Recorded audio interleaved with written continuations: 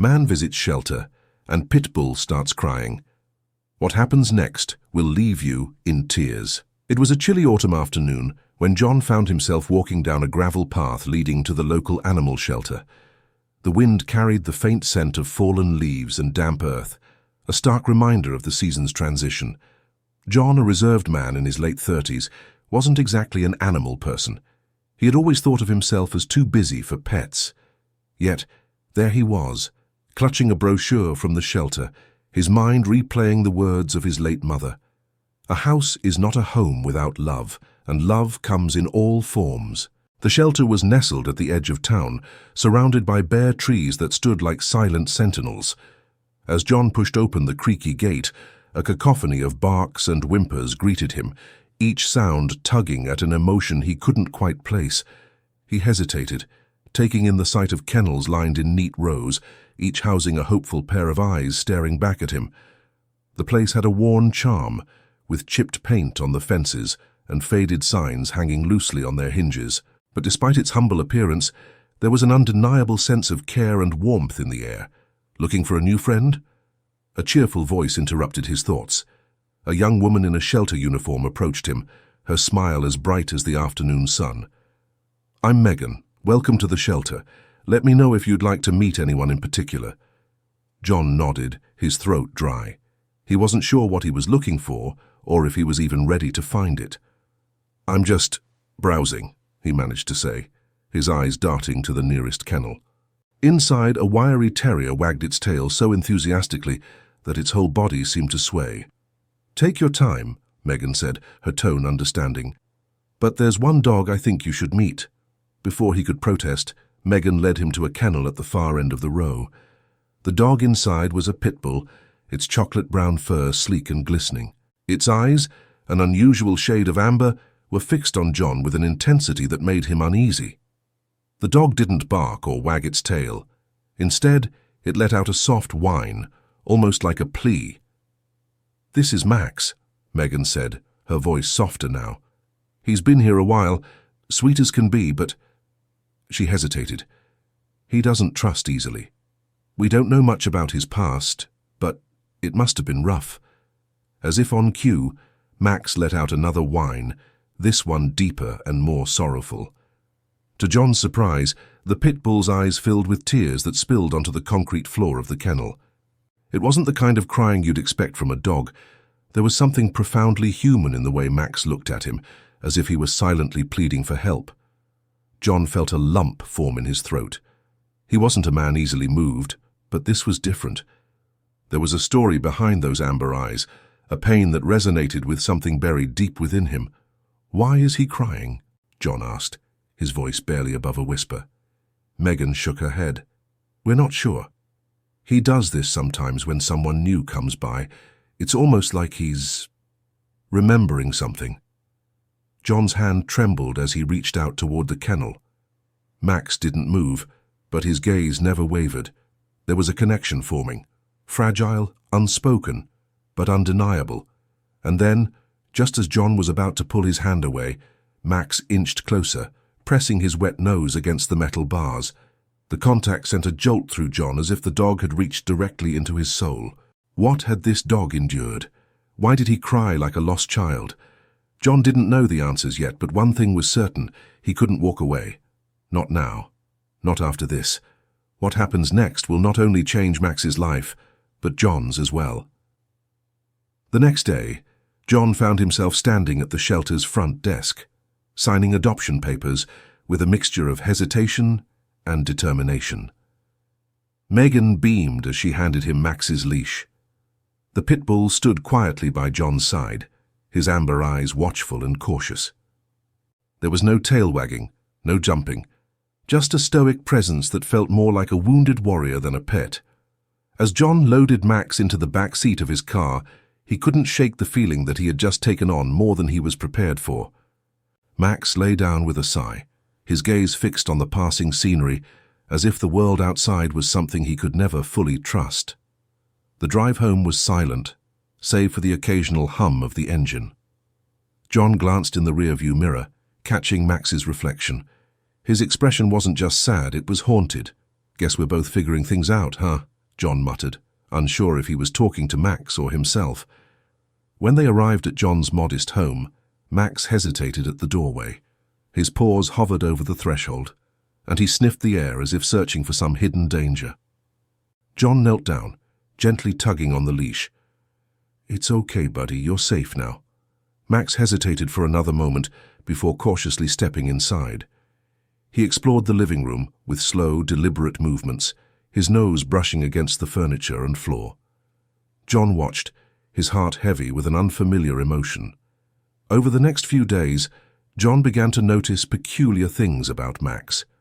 The dog seemed to flinch at certain sounds, a door creaking, a heavy object being dropped. At night, Max would pace the living room, his nails clicking softly against the hardwood floor. Once John found him staring at the corner of the room, his ears pinned back and his body tense, as if expecting something or someone to appear. John tried everything to make Max feel at home. He bought him a plush bed, toys, and the highest quality dog food he could find, but Max remained distant, his eyes carrying a sadness that John couldn't quite reach. One evening, as John sat on the couch reading, Max approached him cautiously. The pit bull rested his head on John's knee, his amber eyes searching for something. Reassurance, perhaps, or a promise that the worst was truly behind him. John felt a lump rise in his throat as he stroked Max's head. "What happened to you?" he whispered. And then, as if in response, Max let out a soft, mournful cry. It was the same sound John had heard at the shelter, and it sent chills down his spine. Determined to understand, John decided to dig into Max's past. The shelter's records were sparse, but they indicated that Max had been rescued from a property known for illegal dogfighting operations. The thought made John's stomach churn. "That's why you're so afraid," John murmured, his hand resting gently on Max's back. "They hurt you, didn't they?" Max leaned into John's touch, a small gesture of trust that spoke volumes. It wasn't much, but it was a start. But the real breakthrough came a week later. It was a stormy night, the kind where thunder rattled the windows and lightning illuminated the house in brief, eerie flashes. John was in the kitchen when he heard it, a low, guttural growl coming from the living room. Rushing in, he found Max standing rigid, his body angled protectively toward the front door. His growl grew louder as the sound of heavy footsteps approached from outside. John's heart raced as he peeked through the curtain. A figure stood on the porch, their face obscured by the shadows. Before John could react, Max barked, a deep, ferocious sound that shook the walls. The figure hesitated, then turned and bolted into the night. John sank to the floor, his pulse pounding in his ears. Max trotted over, his tail wagging faintly for the first time since coming home. "You saved us," John said, his voice trembling with gratitude and awe. But as he looked into Max's eyes, he saw something more than bravery. He saw a flicker of the dog Max used to be before the world broke him, and a glimpse of the dog he could become with John's love and care. Little did John know, this was only the beginning of their journey together. The shadows of Max's past were still lurking, waiting to resurface in ways neither of them could predict. What was Max guarding John against? And could John help him heal from wounds that ran deeper than scars? The answers would leave them both changed forever. A month had passed, and Max's transformation was remarkable. He no longer flinched at sudden noises, and his pacing at night had diminished. The bond between man and dog grew stronger each day, though the shadows of Max's past still lingered.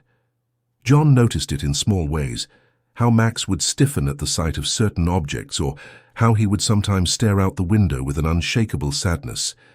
But the incident on the stormy night left John curious and uneasy. Who had been on the porch that night, and why had they run away when Max barked? The thought gnawed at him, and he decided to investigate further. One morning, John drove to the address listed in the shelter's sparse records, the property where Max had been rescued. It was a dilapidated farmhouse on the outskirts of town, surrounded by overgrown grass and rusting machinery. The place looked abandoned, but something about it felt wrong. As John stepped out of his car, Max began to whine softly, his ears flattening against his head. "It's okay, boy," John murmured, though his own unease was growing. The front door of the farmhouse was ajar, creaking in the wind. John hesitated before stepping inside, Max close on his heels. The air was thick with the smell of mold and decay, and the floorboards groaned under their weight. The house was empty, or so it seemed at first glance. But as John explored further, he stumbled upon a room that made his blood run cold. The walls were lined with chains and collars, some stained with rust, or something far worse. A pile of old newspapers lay in one corner, their headlines detailing arrests and investigations into illegal dogfighting rings. John's stomach churned as he realized the truth. This was where Max had been forced to fight for his life. Max sniffed the air, his body tense. Suddenly, he let out a low growl, his gaze fixed on a door at the far end of the room. John's pulse quickened as he approached the door, his hand trembling as he turned the knob. The door swung open to reveal a small, windowless room. In the center of the floor was a crude wooden box, its lid slightly ajar. John knelt down and lifted the lid, revealing a collection of photographs and documents. The photos showed dogs, scarred, emaciated, and terrified, being paraded around makeshift arenas. John's heart ached as he recognized Max in one of the images. His amber eyes filled with a mixture of fear and defiance. But it was the documents that truly shocked him. Among the papers was a ledger containing names, dates, and amounts of money, evidence of a network of individuals profiting from the suffering of these animals. At the bottom of the ledger, one name stood out: Carl Riggs. John's mind raced. Carl Riggs was a name he recognized, a man who had been released from prison just weeks before Max was brought to the shelter. Could it be a coincidence? Or was Riggs the shadowy figure who had appeared on John's porch that stormy night? As if sensing John's distress, Max pressed his head against John's side, letting out a soft whine. "We'll figure this out, buddy," John said, his voice steady despite the turmoil inside him. Back home, John contacted the local authorities, handing over the evidence he had found. The detective he spoke with assured him that an investigation would be reopened, but John couldn't shake the feeling that Riggs wasn't done with Max, or him. That night, as John and Max sat by the fire, the sound of footsteps outside the house sent a chill down John's spine. He turned off the lights and peeked through the curtains. A man was standing at the edge of the property, partially obscured by the shadows of the trees. Max growled, low and menacing, his body tense as he positioned himself between John and the window. The man took a step closer, his face briefly illuminated by the glow of a street lamp. It was Riggs. John's breath caught as the man raised a hand, pointing directly at the house. Max barked furiously, his deep, commanding voice echoing through the room. Riggs hesitated, then turned and disappeared into the night. John locked the doors and sat down, his hands trembling. Max lay at his feet, his eyes scanning the room as if to reassure himself that John was safe. The pieces of the puzzle were finally coming together. Riggs wasn't just any criminal. He had been one of the ringleaders of the dogfighting operation, and Max had likely been his prized fighter. But Max had escaped, and now Riggs wanted him back, or worse, wanted revenge. "Whatever happens," John said, stroking Max's head, "we'll face it together." As the firelight flickered across the room, Max let out a soft sigh, resting his head on John's knee. For the first time, John saw something new in Max's eyes. Not fear, but trust. Little did they know, the final confrontation was just around the corner, and it would test their bond like never before. Would Max's courage and John's determination be enough to stop Riggs once and for all? Or would the shadows of the past claim them both? The final confrontation came on a cold, moonlit night, one that seemed unnervingly still. John had fortified the house after Riggs' last appearance, installing additional locks, motion-activated lights, and a security camera. But the unease in the pit of his stomach told him it wouldn't be enough. Max had been restless all evening, pacing between the windows and the front door, his growls low and constant. It was as if he knew something John couldn't yet see. The first sign of trouble came with the sound of tires crunching on gravel. John glanced out the window to see a dark truck idling at the edge of his property. The headlights cut through the darkness, illuminating the tree line. "Stay calm, Max," John whispered, though his heart was pounding in his chest. The truck door opened, and Riggs stepped out, his silhouette imposing under the dim light. He carried something in his hand, a crowbar gleaming faintly in the moonlight. Max immediately sprang into action, barking ferociously as he positioned himself in front of John. The dog's transformation was undeniable. He was no longer the timid, broken soul John had brought home. Now Max stood tall, every muscle in his body taut with determination. Riggs approached the house, his footsteps slow and deliberate. "I've come for what's mine," he called out, his voice cold and menacing. John's hands shook as he picked up the phone to call the police, but his focus remained on Max. The dog's growls grew louder, his teeth bared in a display of unwavering defiance. When Riggs reached the porch, he struck the door with the crowbar, the loud bang echoing through the night. Max lunged at the door, barking with such intensity that it rattled the windows. "Go ahead, call the cops," Riggs sneered. "By the time they get here, it'll be too late."